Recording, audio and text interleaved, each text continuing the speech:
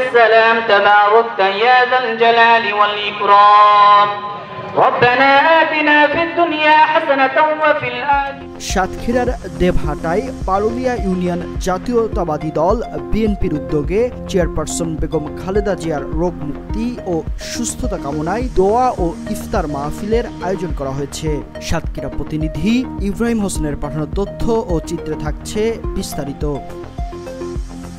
গত 18 মার্চ পারুলিয়া বালিকা উচ্চ বিদ্যালয়ের মাঠে দোয়া ও ইফতার মাহফিলের আয়োজন করা হয়। উপস্থিত ছিলেন দেবহাটা থানার অফিসার ইনচার্জ হযরত আলী, দেবহাটা উপজেলার জামাত ইসলামের আমির অলিউল ইসলাম, দেবহাটা উপজেলা বিএনপির সাবেক সাধারণ সম্পাদক ও পারুলিয়া ইউনিয়ন চেয়ারম্যান গোলাম ফারুক বাবু, উপজেলা জামাতের secretary HM Emdad Hossain, BNP নেতা ও সাবেক ইউপি চেয়ারম্যান রেজাউল ইসলাম, উপজেলা যুবদলের আহ্বায়ক কামরুল ইসলাম কামরুল, যুগ্ম সম্পাদক রাজীব আহমেদ, উপজেলা ছাত্র দলের আহ্বায়ক ইমরান ফরহাদ, পারুলিয়া ইউনিয়নের সাধারণ সম্পাদক রফিকুল ইসলাম সানা সহ ওয়ার্ড বিএনপির নেতা কর্মীবৃন্দ সুধীজন উপস্থিত ছিলেন। দোয়া ও ইফতার অনুষ্ঠানে চেয়ারপারসন বেগম খালেদা জিয়ার রোগ মুক্তি ও সুস্বাস্থ্য কামনা, শহীদ প্রেসিডেন্ট জিয়াউর রহমানের আত্মার মাগফিরাত কামনা এবং সকল দেশবাসীর জন্য দোয়া করা হয়। অনুষ্ঠান